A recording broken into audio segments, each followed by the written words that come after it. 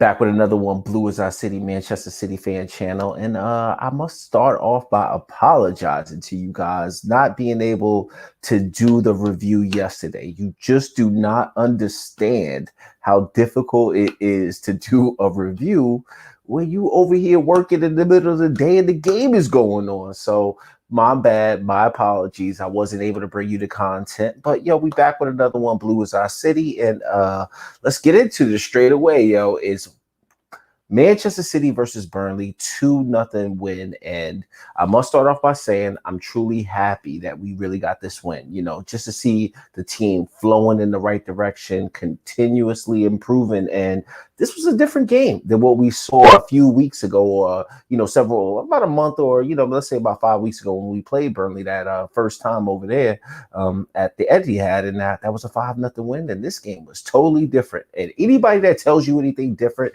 is absolutely lying to you, but that's the reason why we get into certain things on this channel. So if you guys are enjoying the content, please feel free to hit that like button. It really just helps to promote the channel, and that way our brothers and our sisters overseas and everywhere else can get to link up with us. So like I said, man, this win was a good win, step in the right direction, but it was not pretty. So let's kind of get into it and kind of start it off. So I'm gonna start off with the starting 11, and what the hell was that?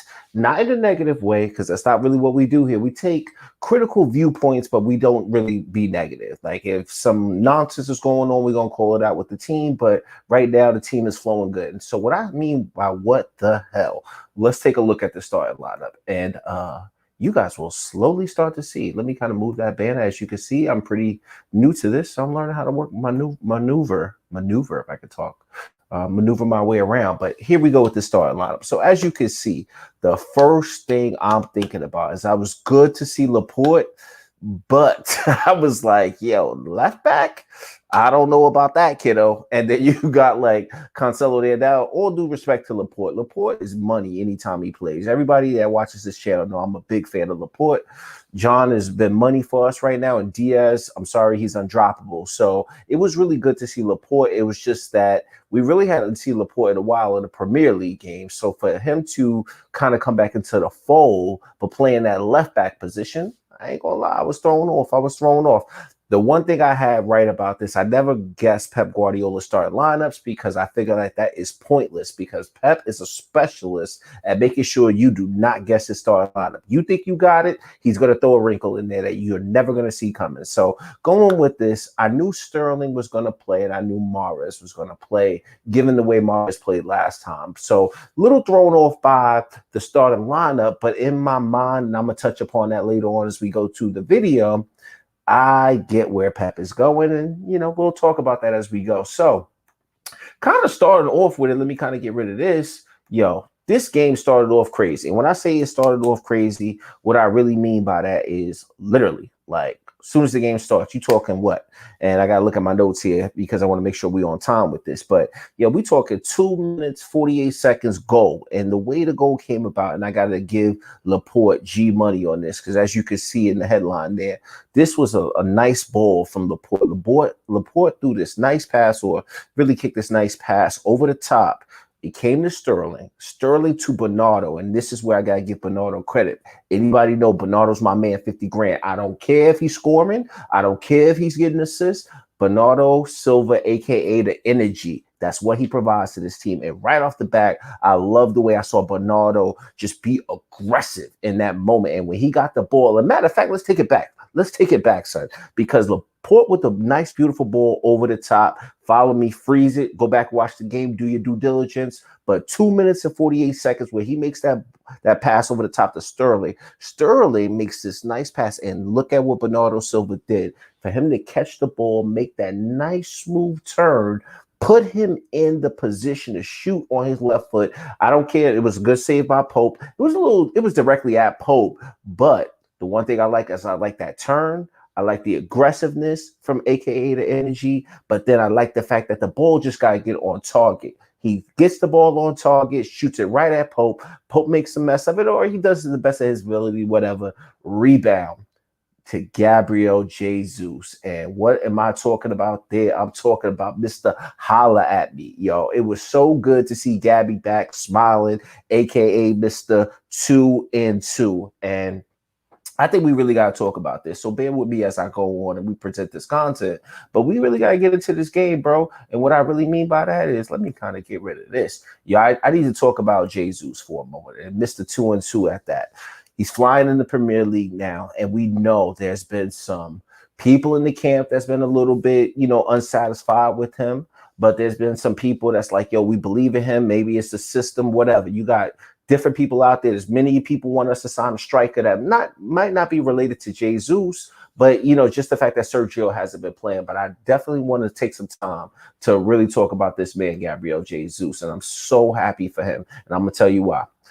Yo, Gabby has had to do some amazing things this season. If you really think about it, coming off the gate, dealing with, him not being a part of the team for whatever reason, we're not going to get into that. But for him to kind of come back into the team, and when you watch City play, I don't care if you look at the last 10 Premier League games, this team is so fluid with their positions.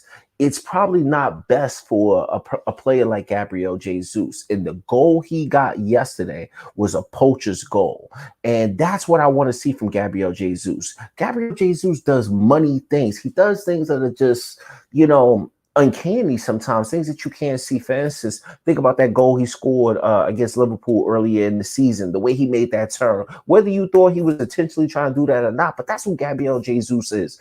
And now when you play him in this role right now, bro, he is everywhere. There were times yesterday he was playing right back. We know he's got the defensive work rate, but when you look at this game specifically yesterday, and Pep Guardiola has alluded to this, but I never could really make out what player he might have been, really talking about. And what I mean by that is when he was talking about this system, go back like 6 weeks ago. I mean, I can't remember the game, the actual press or the press conference or the post-game match conference, but he's been talking about it's an adjustment period for a lot of these players to make it. It's difficult, and I'm going to tell you why.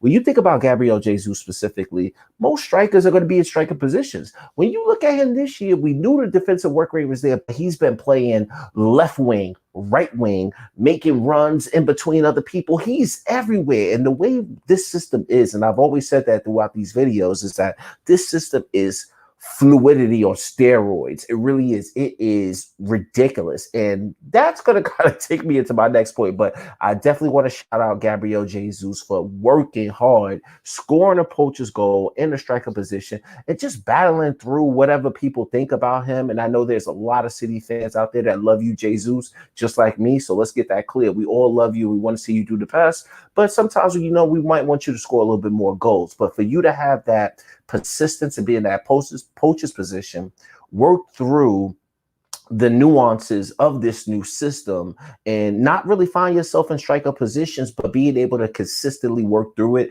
And it's really good to see that I believe, is going to start kicking on. When you talk about Mr. 2 and 2, that's exactly what we're going to get to in this game. So shout out to him for that. Now, let's kind of go through this match. Like I said, this match was not pretty in my opinion, and I'm going to keep it all the way real because that's what we do on this channel, bro.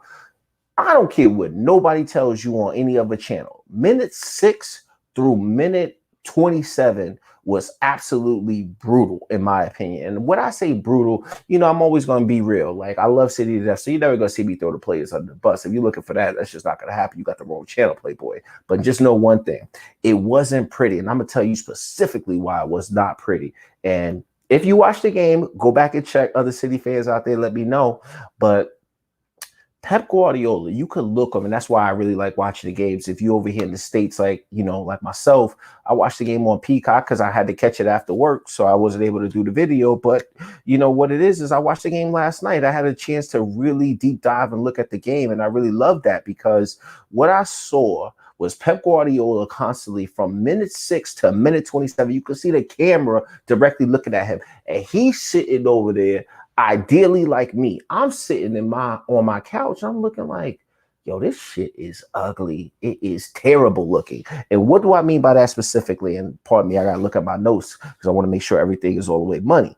But this is kind of a testament to what Burnley was trying to do early on. From minute 6 to about minute 10, we looked very sloppy, especially in our midfield transitions when Edison got the ball and we kicking it out trying to play. Because at times it would look like a back five, specifically because there were times Rodri had to jump in there, but we looked crazy in the midfield. And normally you don't associate that with us. Whether we're playing box-to-box football, our passing and our fluidity is normally sharp, especially in the midfield. But from one thing I noticed is that Burnley was really doing a good job of pressing us at that point. And maybe that their testament, their work rate at that point was just making us look terrible because, I think it was McNeil that they had. Rodriguez was pressing us, and they pressed us from minute 6 to about maybe minute 17. And I thought that was interesting that they stopped pressing us. I don't think that they were tired. They was kind of if when you look at the game, and please let me know you guys' thoughts out there if you see it differently. But when you watch that game specifically, for me, is that Burnley was selectively pressing us. There were times like minute 6 through minute 10 specifically to where Edison had the ball and we're trying to play out. They would have at least 3 forward players up there trying to run and chase us down. Then from like minute 10 to kind of like minute 15, they would kind of press us when we got the ball further forward, but in our midfield, then they would kind of sit back. But I don't know if their legs got tired or maybe it was just a defensive change or some kind of situational change that they made. But I thought that was pretty good for their work rate. I'm pretty sure they would have not wanted to do that all game because that's what we specialize in is like bring on the pressure and we'll do it. But they looked pretty good. They was making us look like a mess. Now, let's go a little further forward. From minute 17 up until about minute 23, there's certain things that you're watching. And what I mean by that specifically is you got this back three. John looks like he's out there playing right back, which I'm going to touch upon later. No. Don't like that at all. And the reason why is when we had the back three, we had Cancelo. It looked like 5 forward players. It could have been Sterling, Mahrez, Bernardo, Gundogan, and Jesus. They were all on the 18-yard box. They were just all lined up along the 18-yard box from the left side of the field all the way to the right side of the field. It was this big gap in the midfield to where they were just sitting back and either they were waiting for like John to hit some ball over the top and then, maybe Laporte to hit some kind of ball over the top or even Costello trying to hit balls over the top as we're trying to make those runs to get in those channels behind them. That is not Manchester City football. And I thought that this was a really good idea for Pep. Maybe not specifically for this game, but maybe utilizing the strategy a little bit more in another game. I'm not going to really say it's Liverpool, but it's very reminiscent of how Liverpool played, that heavy metal style football where they like to hit balls over the top. And that's kind of what it looked like. In my opinion, it was 5 players up front, and I just did not like it. It looked like we didn't even have a midfield. There was only 2 things. Either we couldn't play the ball out through the midfield, fluid the way we normally like to do, or there were times, and we're going to specifically get into that here just in a second, where either Bernardo might have got the ball deep, from Edison. It was just driving the whole midfield like it was just a whole like counterattack opportunity, or there was nothing going through the midfield, and we couldn't really get in those positions, and we couldn't really utilize that space that we like. As City fans, if you got the goal here, we like what I call that David Silva space. This is where, you got the goal right here to the left side. There's just a little bit of space along the box right there that we like to run in. That's that channel specifically for Manchester City football. But yesterday, it looked like we would just sit right there, 5 players on the edge of the 18-yard box. Nobody really in the 6-yard box looking to make that run in behind. And then we're supposed to hit this magical ball over the top. No. I don't like that. That's not it. But I give Pep his credit because I think I understand what he's trying to do long term. Kind of get into the next point, and sorry if you guys hear me flipping my notes because that's what we do. We talk about the details. So the 27 minutes specifically, there was a good opportunity where Burnley started trying to drive on to us, and it was one of the more nicer passages of play that they could have had in that 27-minute. Pardon me, because we're gonna have to break this play down. There's some opportunities here.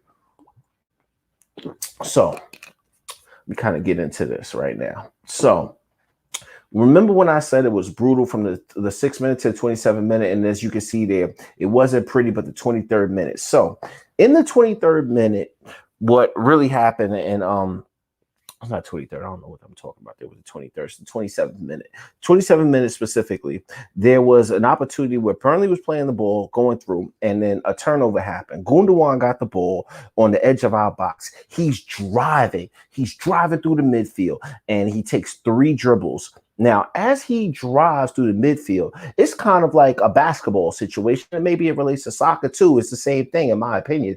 But he's driving the length of the field. He's got all types of daylight. He's driving, makes 1, 2, 3 dribbles at 27 minutes and 15 seconds.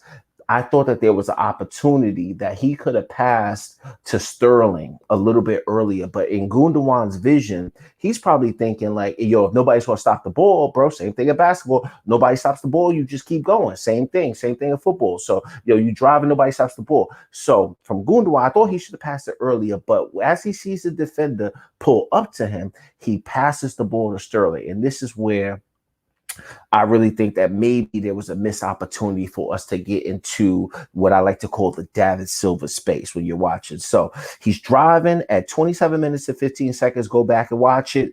Sterling cuts in the middle. Once Sterling receives the ball from Gundogan, now you're at 27 minutes and 18 seconds. Now, this is not to be critical because Raheem Sterling is my man, 50 grand, and I put respect on his name. Anybody say something different, it's whatever. But at 27 minutes and 18 seconds, I thought that was a good passing opportunity for Raheem Sterling because as he gets the ball right here on his right foot, he turns and looks. Gundogan makes that run into what I call the David Silva space. And I think Raheem Sterling thought he was going to be offside if he passed that ball, but he was going to be onside. It was very clear, but I think that Raheem Sterling, and kind of going back, and Raheem Sterling was money throughout the game, but I think that that'll be like a coaching opportunity, and I'm pretty sure Pep is going to be drilling the boys to kind of look back at that opportunity if we go back to this style of football again, where we were playing like that yesterday. But that would be maybe one opportunity because there was only 2 opportunities where we were really able to get in that space, and that was one of the first opportunities that I thought we missed. But if you guys see it differently, let me know, right? So kind of moving along as we go through the game, I thought it really came down to the 37th minute. Here comes another beautiful play where Mahrez gets the ball, passes it to Gundogan, and then now Raheem Sterling. And this is where we got in that space. So remember the first time I'm telling you about it was a missed opportunity at 27 minutes. Here comes the same opportunity. But guess what happens in this opportunity? Now Gundogan, Mr. Money, Mr. Energy, he's everywhere. He's been on the left side, driving in the middle of the field. But in this particular moment, when he links up with Mahrez passes him the ball, but İlkay Gundogan's on the right side this time and puts in that beautiful, sweet pass that we're used to seeing Kevin De Bruyne make. So David Silva used to run into that space on the left-hand side, and we've always seen Kevin running into that space on the right side. And I thought it was money how Gundogan found himself just that little bit of space, because if you watch the game prior to this minute, at 37 minute, he's kind of more so over here to the center and then kind of floating to the left, not really on the right that much in my opinion, but in this opportunity he finds himself on the right, and that was a beautiful pass that we're used to seeing Kevin De Bruyne make. But İlkay Gundogan is showing you that he's not just all about goals, baby. He's not all about goals. Now, we expect goals from him because let's put some respect on his name. He has been Mr. 7 and 8, but Gundogan showing you that he can start something else. Now he just got 1 assist in this game. I'm pretty sure he's ready to follow that assist up and go 2 for 2 with the assist. So that was a beautiful pass from him. And the way Raheem Sterling cut in on that side, that is beautiful Manchester City football. So these are the only 2 moments in the game where we really played some dynamic opportunities to get in that space. We missed it on the first time, but we got it on the second, and it was beautiful. I'm pretty sure Pep is going to be looking at that with the boys, right? So that's a beautiful opportunity. And when I talk about Sterling too, like I said, Sterling might have missed that opportunity to pass to Gundogan, whether he saw the opportunity, whether he thought it was offside or not. But I love his work rate. If Raheem Sterling, the one thing I always said is, he might have started off rough, but now he's back because now he's Mr. 3 and 4, and he's back. He's ready to score. And as we kind of go on through the game, his aggression was there. So I love that kind of going into Sunday, and we're gonna have to talk about that at another time. But I'll let you know one thing right now, Pep. I don't care what happens. Sterling plays all 90 minutes. He needs to get it out of his system. Play him all 90 minutes until he scores. He scores, you can take him out. But if he doesn't score, he stays on the field every single second. But enough of that. Now I need to get into the man of the match. And I'm telling you, it's Mr. İlkay Gundogan. And the reason why, I thought Gabriel Jesus had a really great game. I mean, given what he had to do in this type of game and getting that poacher's goal, building that confidence, I thought he did well. I thought Diaz did well again. Everybody really did well. And there were times where I thought Laporte did really well too with his aggression. Laporte's my man, especially when it comes to trying to score. Look, there was one point in the game, and I think that happened later on, where man, Laporte was somewhere up there in the midfield, damn near taking shots on. Like, I was like, whoa, what is he doing? But back to Gundogan. Gundogan was the man of the game, and I'm specifically, gotta get my words right, specifically get into this, and I'm gonna tell you why. In the 47th minute, there was an opportunity to where Burnley get the ball. And as they get the ball, they're probably on the edge of our 18-yard box. So let's just say they, 18-yard box, maybe 25 yards out, whatever. So the defender gets the ball. They plot to play the ball going forward.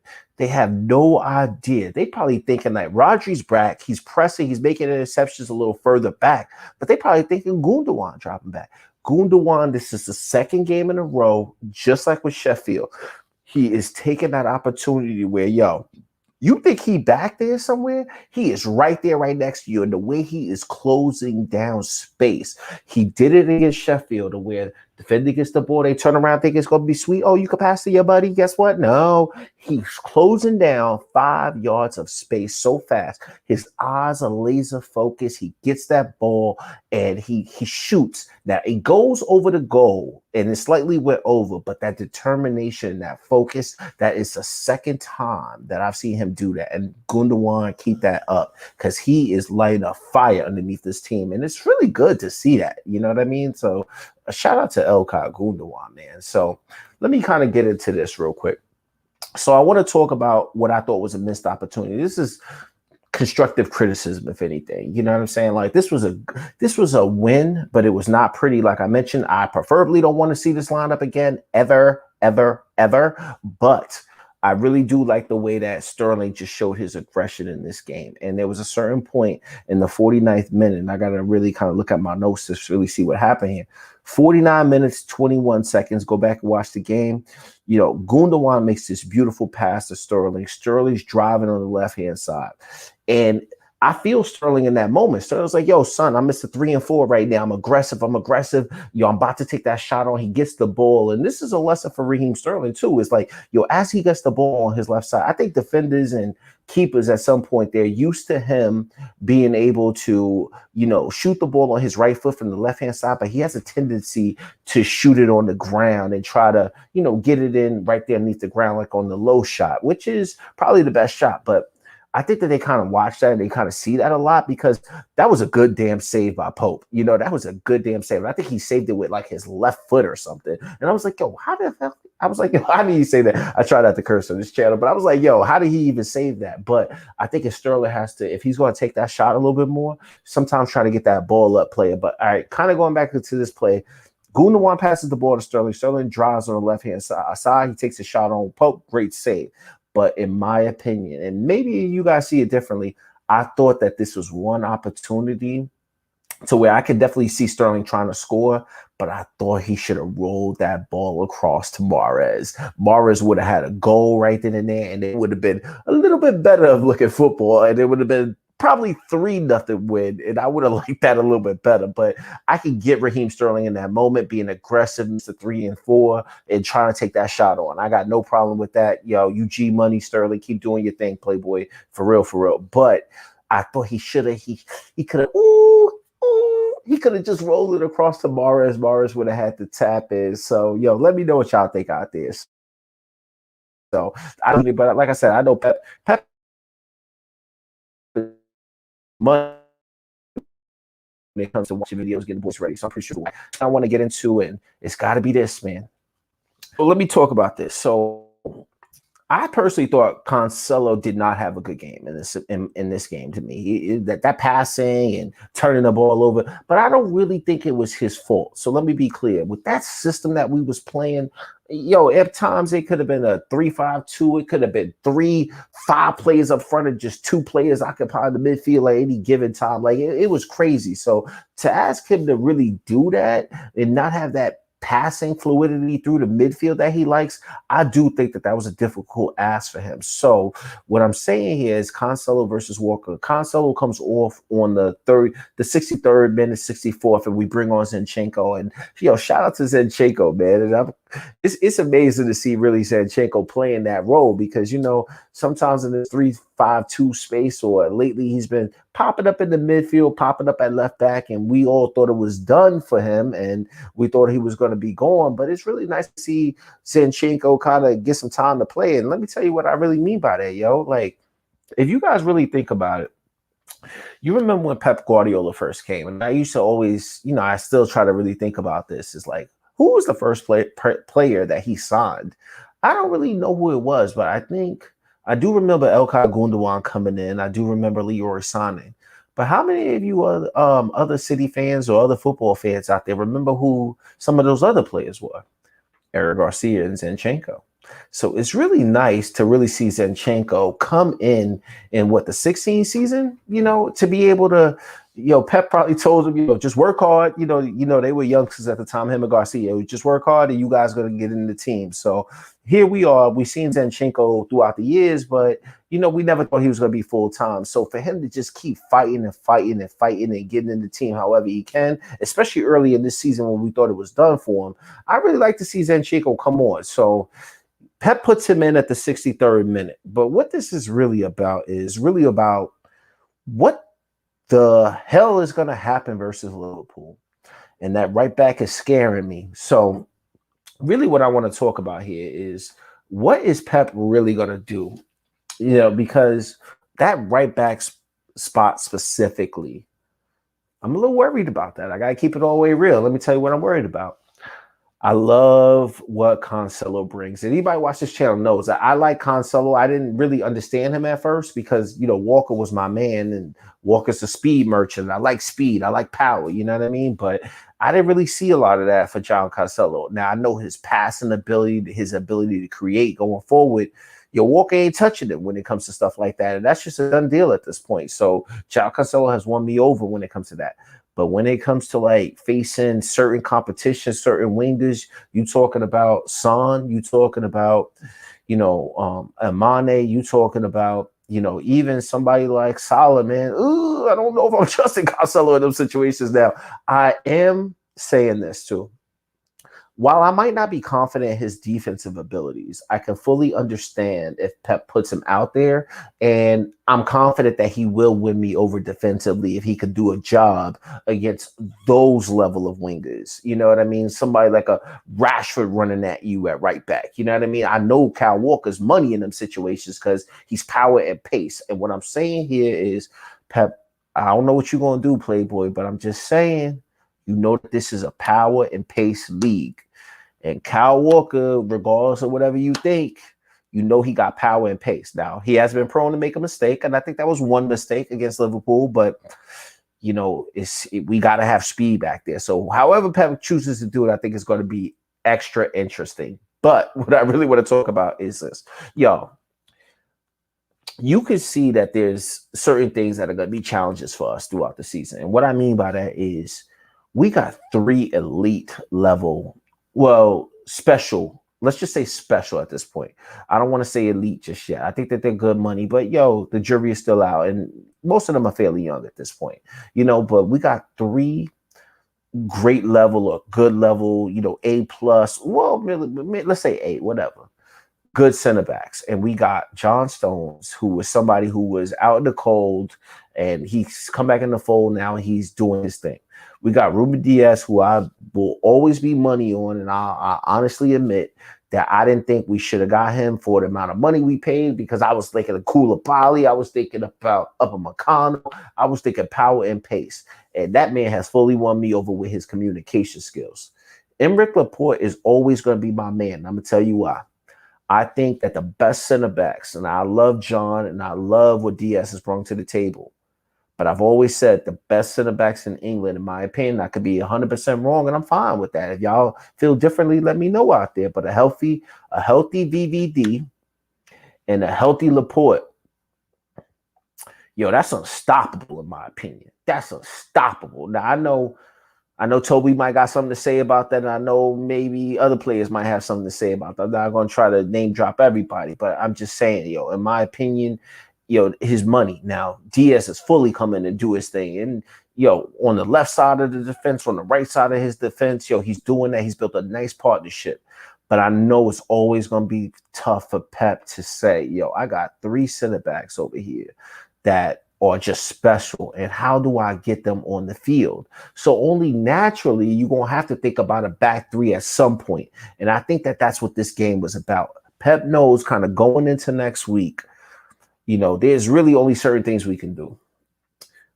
I can't remember the last time we won at Liverpool. I can't remember. The last time we won at Anfield, yeah, I don't even know. I don't even know. Other City fans out there, let me know. I don't know. Now, I do remember in the 18-19 season, us just going there and get a draw, and I'm happy to do that. I am happy to do that. I'll be the first on record to say, yo, you get a draw on Sunday, I'm fine with that. It could be 0-0. I don't care, you know, but I really think Pep is really going to think about going with this 3-5-2. And if you go with the 3-5-2, I know you could do it, Pep, at certain points. Like it's gonna happen at some point, because you can't just have those 3 good players out there giving that type of money, and how efficient those 3 players are. You know, Emerick Laporte's just got to keep working on his communication. Like I didn't see him really being as vocal yesterday, but it's probably because he's playing that weirdo position. I know he's played left back before. The man is not a left back. You know, I don't care what nobody says, but he provides that strength right there. So that's really good. And I think that that's what Pep is really thinking about on Sunday, to have Emerick Laporte playing in that safety position, not American football safety position, but safety position that's like, yo, Salah, you over here, I got Laporte over here. You know, I don't know about sending Cancelo at you,